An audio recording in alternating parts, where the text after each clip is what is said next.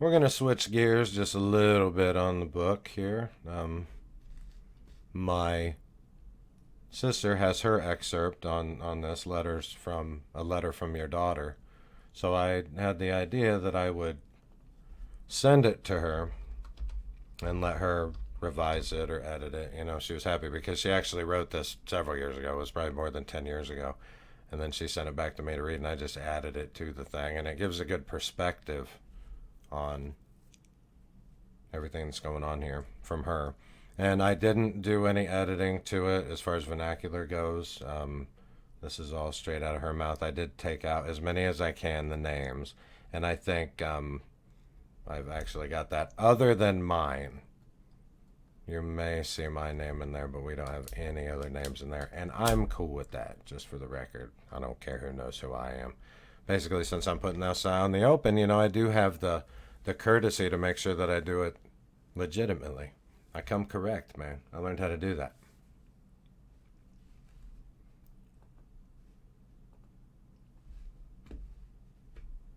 From the viewpoint of your daughter,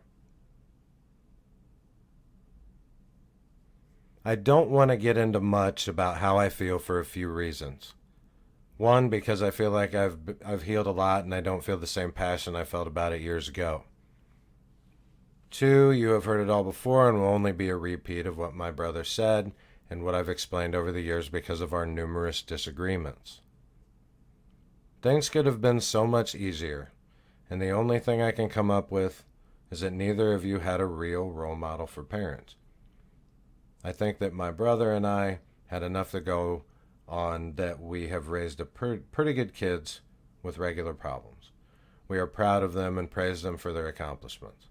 They were raised in an environment where the negativity was minimal.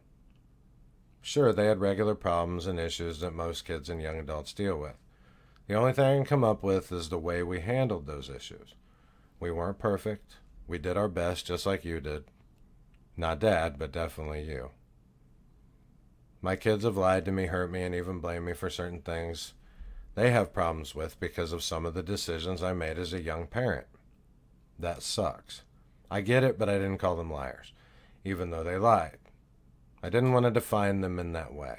I also realized pretty quickly that praising them for their accomplishments did so much for their characters and led them to bigger things.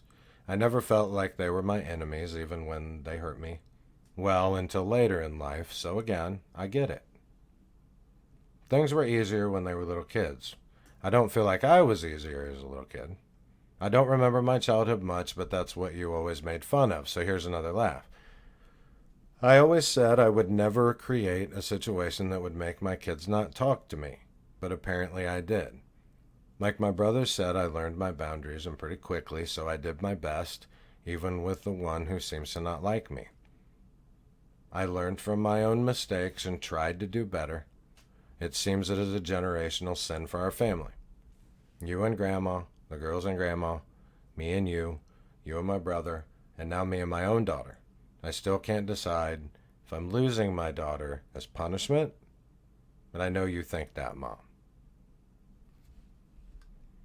My kids are out on their own, and I let them have their space as much as I can. It hasn't been easy, but I'm letting them go. I don't expect anything from them, except the consideration of letting me know they're safe because I love them more than myself. I've gone through some of the same issues that you two have dealt with when I was a teen, and I know exactly how hard it is. The difference is I really tried not to create enemies. We fought and yelled and cried, but in the end, I'm their biggest supporter and will fight any battle for them, no matter what they think of me. From as far back as I can remember, I was called a liar. It did define me and created many problems in my life. I did lie in order to get out of situations or even feel better about myself. I had some of the same experience my brother did with Dad, but at a different degree. No wonder he had so many issues. What terrible things to say about your own son who you're supposed to love. At this point, he couldn't even make up for those things, but does he? No, it's sad. I would never say anything to my son, and my brother wouldn't say them to his. What drives a person to act like this? Abuse? You have both told me that you can only play the abuse card for so long. I know a person can make a change on their own because I did, and my brother did. We stepped out of the pattern that our lives were repeating over and over and made the choice to be better people. You two could have done the same. Like my brother said, we had the basics in life. We were cared for by our mother. Our father supplied money we needed to live. But where did the emotional stuff come in? He felt close to Mom, but I never did. I didn't feel close to anyone. I still believe that if there was more affection, a closer relationship with Dad, and encouragement, my life would be where it is now when I was a young adult. I didn't have the stepping stones that were required to be a healthy adult. Now that I'm older, I don't even feel like you two are proud of my accomplishments. I try to talk about them, and I know you don't want to hear about them. My kids have also gone to do great things, and I don't think you want to hear that either. This is where the narcissism comes in. Why wouldn't you be anything but proud? I am of my kids, and will tell anyone who will listen. I very much agree with that when it comes to my sister and what she says. When it comes to like my kid, like I just the best way I can explain it is that I saw some information recently of which I was aware of, but I wasn't really aware of. I had to think about it a little bit in order to let it hit home that my parents just did not love me. It's the realization. And that's a hard realization to have. And then realizing that you are a better parent than your parents ever were.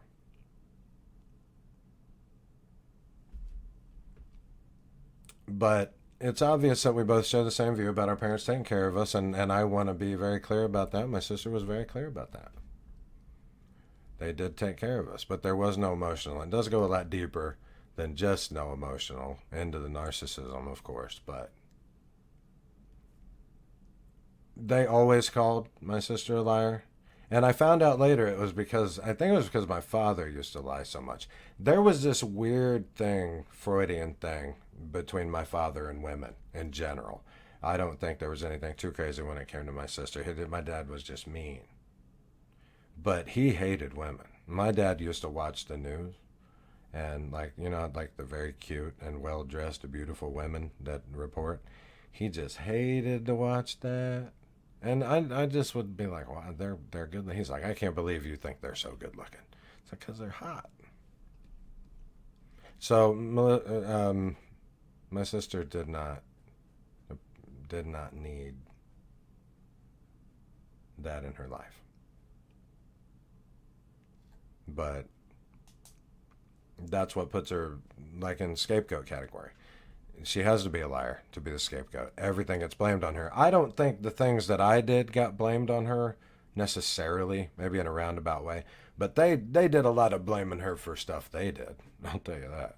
Or just her acting out against them, And my sister talks a little bit about the completion of the cycle, like maybe her, one of her kids is a little bit estranged or something like that. I understand what she means, but it isn't the same thing because my sister did these things. When I look at her say this, she really loves her kids. I believe my sister is very, very fond of her children.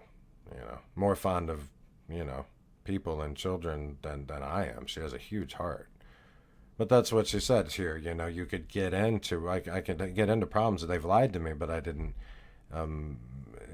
call them liars. The ability to be wise and look at your kids and love them and not, lash out at them and transfer guilt and narcissism and things like that. That's just what we did. That's what my sister's explaining here. It's like, they must have not had role models for parents because, look at how they did.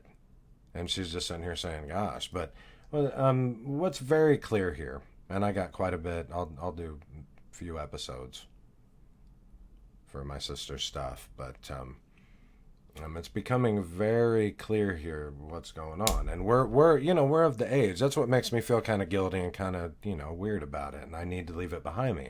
That I'm 48 and she's 54, and these things they're not fresh, they're going away, but they were really rough to work through, and that's what we're doing right now. We're working through them.